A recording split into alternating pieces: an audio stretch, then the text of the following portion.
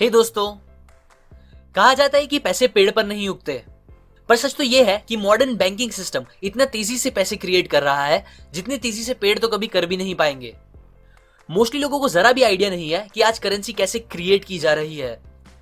कुछ लोगों ने तो पिछले एपिसोड की वीडियो में बहुत कॉन्फिडेंस से कमेंट किया और कहा कि एक कंट्री उतने ही पैसे क्रिएट कर सकती है जितना उसके पास सोना होगा, जो कि बिल्कुल सच नहीं है।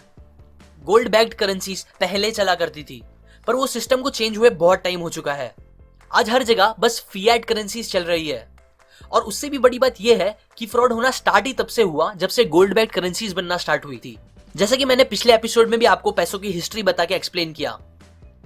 सो अब इस वीडियो में मैं आपको बताऊंगा कि आज के टाइम पे करेंसीज कैसे क्रिएट की जा रही है, और उसके साथ ही मैं बताऊंगा आपको ह्यूमन हिस्ट्री के सबसे बड़े फ्रॉड के बारे में जो हम सबके साथ किया जा रहा है।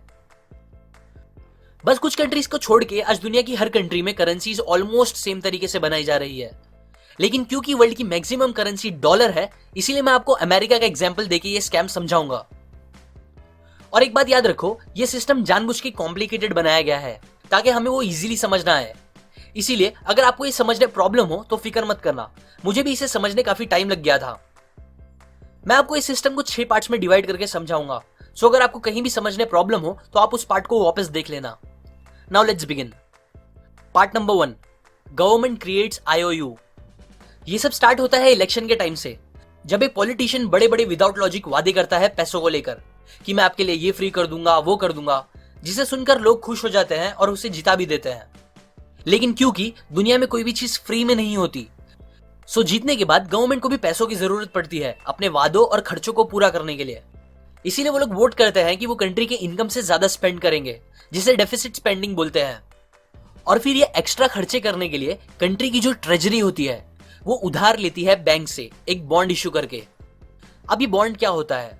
बॉन्ड और कुछ नहीं, बस एक ग्लोरीफाइड IOU होता है। मतलब सिंपल वर्ड्स में बोलूं तो वो बस एक पेपर होता है जिसपे लिखा होता है कि आप मुझे $1 अरब उधार दो और मैं आपको ये पैसे 10 साल में लौटा दूंगा, वो भी इंटरेस्ट के साथ।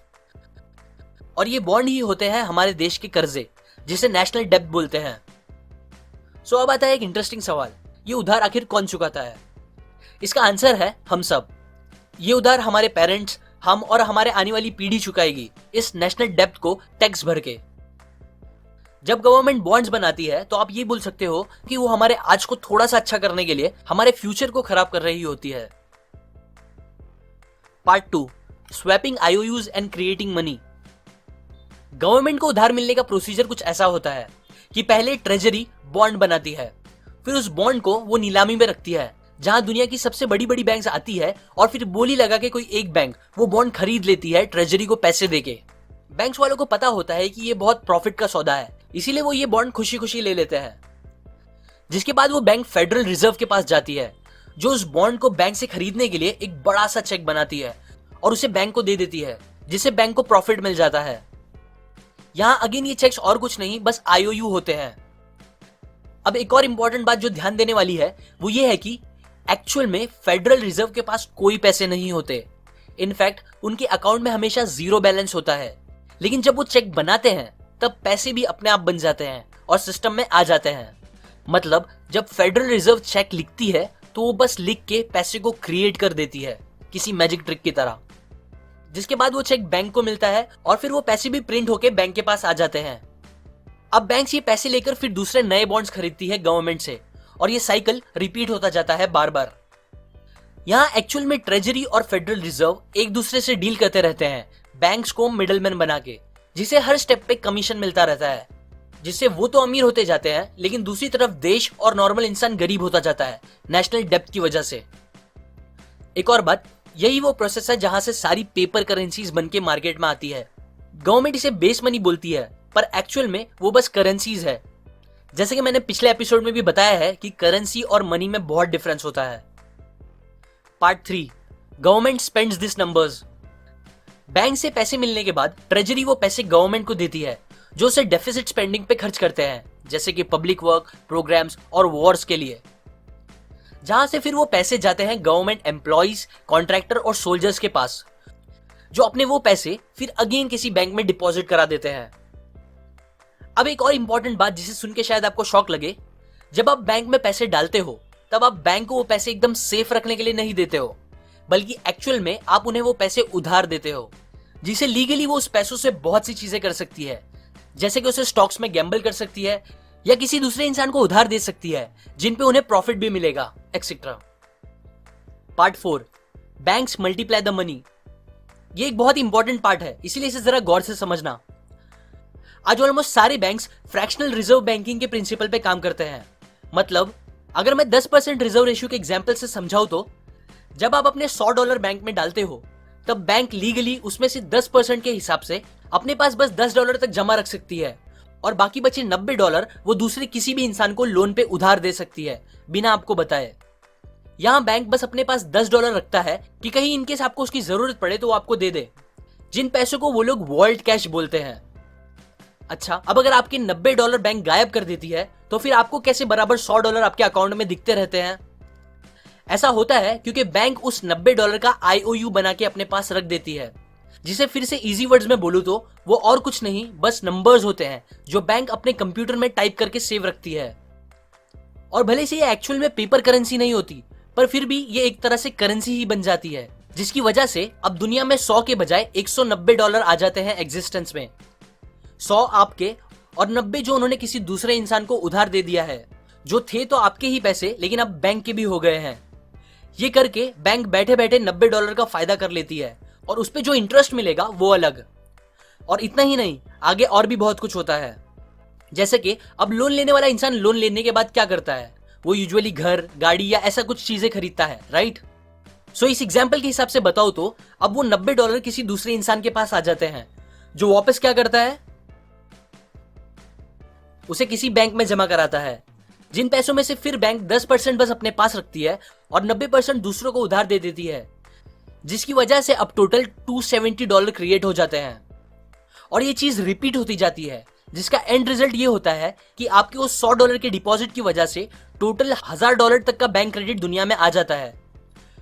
और ये मैं आपको बस 10% के हिसाब से बता रहा हूं, जबकि हर बैंक का अलग रेशियो होता है। कुछ 5% और कुछ तो 0% रिजर्व रेशियो पे काम करके और भी बहुत ज्यादा करेंसीज पैदा करती जाती है। यही वो जगह है जहां से कंट्री की मैक्सिमम करेंसी बनके एग्जिस्टेंस में आती है। इनफैक्ट 92 से 96% करेंसीज इस सिस्टम की वजह से बनी हुई करेंसीज होती है, जो बैंक्स बस टाइप करके बना देती है। अब अगर आप लोगों को लग रहा है कि क्या फर्क पड़ता है इस चीज से, मेरे पैसे तो अकाउंट में रखे ही है जो मैं जब चाहे निकाल लेता हूं, तो आपको बता दूं कि सबसे पहली बात, इस चीज की वजह से कंट्री में करेंसी की सप्लाई बढ़ती जाती है, जिससे आपके उस पैसे की वैल्यू जो आप मेहनत करके कमाते हो वो कम होती जाती है और चीजें महंगी होती जाती है, क्योंकि करेंसी का लगातार बढ़ते रहना ही इन्फ्लेशन का मेन रीजन है, जो अगेन मैंने पहले एपिसोड में बताया है। और एक और बात, हमें लगता है बैंक में हमारे पैसे सेफ है, जिसे हम जब चाहे जाके निकाल सकते हैं और उसे यूज कर सकते हैं, बट ये एकदम सच नहीं है। अगर हम सब जन या बस 20 से 30% लोग भी एक साथ पैसे निकालने जाएंगे तो बैंक हमें हमारे पूरे पैसे वापस नहीं कर पाएगा, क्योंकि उनके पास हमारे सारे पैसे रखे ही नहीं होते फ्रैक्शनल रिजर्व के सिस्टम की वजह से। यही है हमारा पूरा मॉनेटरी सिस्टम, जो और कुछ नहीं बस एक बड़ा सा स्कैम है, जहां पैसे बस चेक पे लिख के बना दिए जाते हैं IOU के मीडियम से, या फिर मैक्सिमम तो बस कंप्यूटर पे टाइप करके। सिस्टम जो और कुछ नहीं बस सप्लाई ऑफ नंबर्स है, कुछ प्रिंट किए गए और ज्यादातर बस टाइप किए गए। Step 5, or numbers or text. अब अगर आपको लगता है कि यही सबसे खराब चीजें हैं जो हमारे साथ हो रही है, तो फिर आप और स्टूपिड बनने के लिए तैयार हो जाओ, क्योंकि हम उनमें से कुछ नंबर्स के लिए काम करते हैं, दिन रात एक करके, खून पसीना बहा के। हम ही है जो एक्चुअल में उन नंबर्स को वैल्यूएबल बना देते हैं, फिर उन्हें जमा करते हैं मेहनत से, ताकि गवर्नमेंट उसका एक बड़ा सा हिस्सा लेके अपने उधार उतार सके इंटरेस्ट के साथ, जो उन्होंने बैंक से लिए होते हैं। क्योंकि हमारे ज्यादातर टैक्सेस स्कूल, रोड या डेवलपमेंट के लिए यूज नहीं होते, बल्कि वो उन उधार को खत्म करने के लिए यूज किए जाते हैं। आप ही सोचो, हम सारे लोग अपनी पूरी लाइफ टाइम में कितने अलग अलग टैक्स भरते हैं, जिनमें से मोस्टली सारे पैसे उनके पास चले जाते हैं जो इस सिस्टम के मालिक है। और ये भी एक बड़ा सीक्रेट है कि इस सिस्टम के मालिक कौन लोग हैं, जो मैं आपको आगे बताऊंगा। यूएसए के जो फाउंडिंग फादर्स थे, उनको सेंट्रल बैंकिंग और फिएट करेंसी से होने वाले खतरे के बारे में अच्छे से पता था, इसीलिए वो लोग ने इससे लड़ाई की और फ्यूचर में दूसरों को इस खतरे से बचाने के लिए उन्होंने कॉन्स्टिट्यूशन में लिख भी दिया कि बस गोल्ड और सिल्वर ही रियल मनी बन सकते हैं, बस इसीलिए क्योंकि लोग उन्हें जितना चाहे उतना छाप नहीं सकते। पर टाइम के साथ किसी ने भी इस बात पर ध्यान नहीं रखा और हम सब वापस इस सिस्टम में फंस गए हैं। आज का सिस्टम बस अनकॉन्स्टिट्यूशनल ही नहीं बल्कि एक बड़ी चोरी है जो हमसे हमारी प्रॉस्पेरिटी और लिबर्टी चुरा रही है। हमारी परचेसिंग पावर कम करती जा रही है इन्फ्लेशन की वजह से, जो और कुछ नहीं बस इस सिस्टम का रिजल्ट है। Part 6, owners of federal system. यह सिस्टम उनके लिए ही फायदेमंद है जो ये करेंसीज क्रिएट कर रहा है और जिनके हाथ में सबसे पहले करेंसीज आती है, क्योंकि वो सबसे पहले उस करेंसीज को यूज कर सकते हैं इकोनॉमी पे उसका इफेक्ट पड़ने से पहले। सो अब आता है एक और सीक्रेट। फेडरल रिजर्व एक्चुअल में फेडरल नहीं है, मतलब वो गवर्नमेंट कंट्रोल्ड नहीं है, बल्कि वो तो एक प्राइवेट कॉर्पोरेशन है जिनमें स्टॉक होल्डर्स है जो उसे ओन करते हैं और जिन्हें 6% का डिविडेंड हमेशा मिलता रहता है। बट ये ओनर्स एग्जैक्टली कौन है, ये एक बहुत क्लोज्ड सीक्रेट रखा गया है। पर ऑथर कहते हैं कि वो ओनर्स उन बड़े बैंक्स वाले लोगों में से ही है जिन्हें इस सिस्टम के हर स्टेप पे प्रॉफिट होता रहता है। क्योंकि ये सिस्टम इतना कॉम्प्लेक्स है इसीलिए अब हम इसे शॉर्ट में वापस रिकैप करेंगे। सबसे पहले पार्ट 1 में गवर्नमेंट्स बॉन्ड क्रिएट करती है उधार लेने के लिए, हम नॉर्मल लोगों को दाव पे लगा के, जो इस डेब्ट को काम करके टैक्स भर के खत्म करेंगे फ्यूचर में। पार्ट 2, बैंक्स इन बॉन्ड को ट्रेजरी से खरीद कर फेडरल रिजर्व को बेच देती है प्रॉफिट के साथ, जो कि प्रोबेबली वो लोग खुद ही ओन करते हैं। फिर फेडरल रिजर्व, जिनके अकाउंट में हमेशा जीरो बैलेंस होता है, वो अपनी चेकबुक खोलते हैं जिसमें वो जितना अमाउंट देना उतना लिख के बैंक्स को दे देते हैं, जिसके बाद करेंसीज एग्जिस्टेंस में आ जाती है। फिर ये प्रोसेस रिपीट होता रहता है, जिसकी वजह से फेडरल रिजर्व के पास बॉन्ड्स जमा होते रहते हैं और ट्रेजरी में करेंसीज, जो और कुछ नहीं बस नंबर्स है समझो। फिर ट्रेजरी इन करेंसीज को अलग अलग गवर्नमेंट ब्रांच में देती है। और फिर आता है पार्ट 3, गवर्नमेंट उन बैंक से लिए हुए उधार को खर्च करती है अपने किए गए वादों, प्रोग्राम्स और वॉर्स के लिए, जहां से फिर गवर्नमेंट एम्प्लॉय और कॉन्ट्रैक्टर लोग को वो पैसे मिलते हैं, जिसे वो फिर अपने अपने बैंक्स में जमा कर देते हैं। फिर आता है पार्ट 4, बैंक्स फ्रैक्शनल रिजर्व के बेस पे उनके थोड़े से पैसे अपने पास रखती है और मैक्सिमम पैसे वो दूसरों को उधार दे देती है बिना बताए, जिन पे वो इंटरेस्ट भी कमाती है और न्यू करेंसीज भी पैदा करती रहती है बस नंबर्स को कंप्यूटर में टाइप करके। और यही वो जगह है जहां से 92 से 96% करेंसीज दुनिया में आती है और इन्फ्लेशन बढ़ाती रहती है। पार्ट 5, हम सब नॉर्मल लोग इन तेजी से एक्सपांड होते हुए नंबर्स में से कुछ नंबर्स पाने के लिए मेहनत करते हैं, अपनी जान लगा के, और उन पे टैक्स भी भरते हैं जो ट्रेजरी के पास जाता है और वो उन्हें फेडरल रिजर्व को पे करती है इंटरेस्ट के साथ, उसी फेडरल रिजर्व को जिसने वो पैसे बस एक पेपर पे लिख के बना दिए थे। पार्ट 6, सीक्रेट ओनर्स पैसे कमाते हैं हर स्टेप में। वर्ल्ड की सबसे बड़ी बड़ी बैंक्स फेडरल रिजर्व को ओन करती है। वो बैंक्स पैसे कमाती है नेशनल डेब्ट बेच के, इंटरेस्ट के पैसे जो फेडरल रिजर्व अपने रिजर्व में रखी होती है, और 6% डिविडेंड जो उन्हें फेड को ओन करने के लिए मिलते रहते हैं। ये एक इविल सिस्टम है जो वेल्थ को वर्किंग क्लास लोगों से चुराता है और गवर्नमेंट और सीक्रेट ओनर्स को देता है। यही सिस्टम आज इकोनॉमी को खराब कर रहा है और ये सब पॉसिबल हो पा रहा है क्योंकि अब हम रियल मनी यूज नहीं करते। और सबसे वर्स्ट बात यह है कि इस चीज ने हमें स्लेव बना के रख दिया है, जो मेहनत करता है, न्यू चीजें बनाता है, वर्ल्ड को अच्छे से चलाता है, उन कुछ लोगों के लिए जो दुनिया के राजा बन के बैठे हैं। अब ये सब सुनने में बहुत बुरा है, पर अभी भी बहुत होप बाकी है, क्योंकि इस सिस्टम का सबसे बड़ा स्ट्रॉन्ग पॉइंट है लोगों का इग्नोरेंस और उनकी चीजों को समझने की कोशिश ना करना। इसीलिए आप अभी बहुत इंपॉर्टेंस रखते हो। यह आपकी रिस्पॉन्सिबिलिटी है कि अब आप इस नॉलेज को ज्यादा से ज्यादा लोगों के साथ शेयर करें, क्योंकि इन्फॉर्म्ड पब्लिक जो इस सिस्टम को अच्छे से समझती है वो इस सिचुएशन को बेटर बनाने के लिए अच्छे सॉल्यूशंस भी ढूंढ सकती है। पर जब तक उनको कुछ पता ही नहीं होगा तब तक हम इस बारे में कुछ भी नहीं कर पाएंगे। ये बातें मैंने आपको माइक मेलोनी की बुक और उनके वीडियोस से इंस्पायर होकर बनाई है। अगर आपको कोई डाउट है या चीजें अच्छे से समझ नहीं आई या और अच्छे से इस टॉपिक को समझना है तो आप उनकी बुक खरीद सकते हो डिस्क्रिप्शन में दिए हुए लिंक से जाके, या आप उनके वीडियोस भी देख सकते हो जिनमें सारी इन्फॉर्मेशन दी गई है। मैंने उनकी चैनल के लिंक डिस्क्रिप्शन में डाल दिया है।